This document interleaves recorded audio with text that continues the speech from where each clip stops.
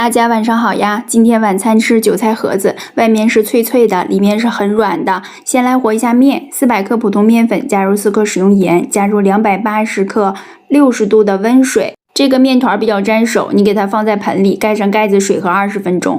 20分鐘之後，你給它放在揉面墊上，像搓衣服那樣給它搓揉，然後6、7分鐘吧，它就不粘手了。你給它放在盆裡。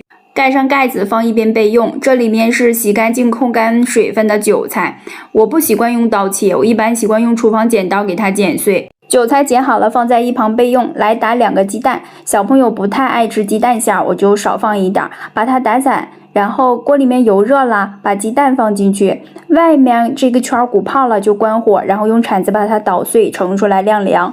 切好的韭菜先用食用油給它拌一下，锁住水分，再倒入剛才晾凉的鸡蛋，調味放一點香油、花椒粉，1勺食用鹽，把所有的調料攪拌均勻，這個韭菜雞蛋馅就調好了。這個時候把水和好的面团放在揉面墊上，它其實還是有一點粘手的，你给它噴上一點食用油，它就不粘手了。給它搓成長條，分成大小均勻的面劑子。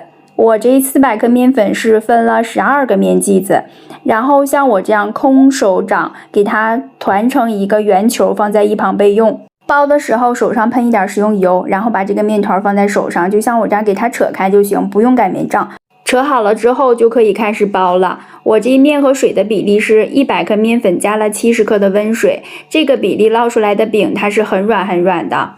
這個韭菜盒子外圈我又捏了一圈這個褶花，不太會捏的也不好看。平底鍋裡面噴上1層食用油，把包好的韭菜盒子給它擺進去。我全程開的是小火，上面再噴上1層食用油。一面烙制定型了，就給它翻個面。中途我還蓋上蓋子烙了一會兒，你看兩面都烙金黃了，它就熟了。它這個外皮是很脆的，但是一咬開裡面是很軟的。第2鍋也烙好了，今天的晚餐就做好了，我們先開飯啦，拜拜。